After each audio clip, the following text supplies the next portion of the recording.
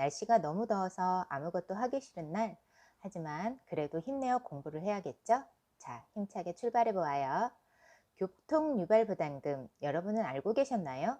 저는 정말 처음 들어보았고, 또 부동산과 관련이 없는 용어인 줄 알았어요. 이렇게 처음 알게 되는 용어들을 볼 때마다 저는 불인이인 것 같아서 정말 창피해져요.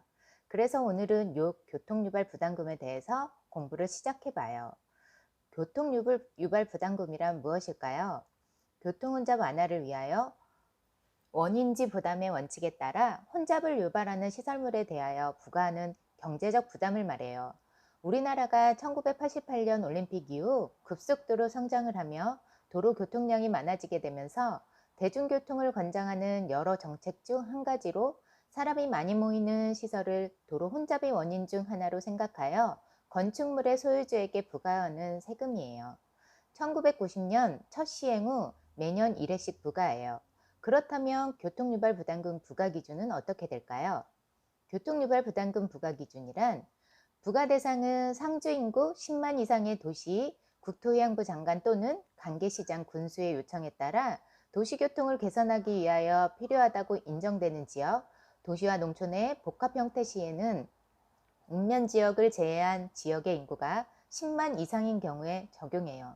부과 대상 시설로는 시설물의 각층 바닥 면적의 합계가 1000제곱미터 이상인 시설물에 적용해요. 그 지역의 특수설을 고려하여 시장은 50%의 범위에서 이를 조정 가능해요. 단, 주택단지에 위치한 시설물로 도로변에 위치하지 아니한 시설물일 때에는 각층 바닥 면적의 합계가 3000제곱미터 이상인 시설물인 경우에만 적용해요. 연 접대지에 위치한 소유가가 같은 두 동 이상의 시설물을 동일한 시설물로 간주해요. 도시 내의 부과 대상 시설 범위에 들어있는 건물들은 모두 부과가 되는 걸까요? 아니에요. 부과가 면제되는 건물들도 있어요. 아래와 같은 건물들은 부과 기준에서 제외되는 건물들이에요. 교통유발 부담금 부과 면제는 무엇이 있는지 알아볼까요? 주차장 및 차고지, 새마을 사업을 위한 마을 공동시설물, 정당법에 따라 설립된 정당의 소유에 속하는 시설물, 종교시설, 각급 학교의 교육용 시설물, 하지만 여기서 대학 부속 병원은 제외가 됩니다. 사회복지시설 및 대한적십자사의 소유에 속하는 시설물, 복합용도 중에서 주거용이 차지하는 비율이 높을 때 주한외국 정부기관의 소속 건물이 면제가 된답니다. 교통유발 부담금 산출 방식은 어떻게 될까요? 시설물의 각 바닥 면적 합계를 합한 면적에다 단위 부담금을 곱하고 거기에 개수를 곱하면 돼요. 하지만 이거는 각 시별로 틀리답니다. 단위 부담금은 기존 연도와 면적에 따라 달라져요. 예를 들어서 서울시로 하겠습니다. 해당 지자체가 조례를 정하여 별도로 조정할 수 있는데요. 3000제곱미터 이하 1제곱미터당 700원, 3000제곱미터 초과시부터 30,000제곱미터 이하는 1,400원, 30,000제곱미터 초과시에는 2,000원이 부과돼요. 개수를 말하면은 해당 시설물의 이용자 수와 상가 매출액에 따라 정해져요.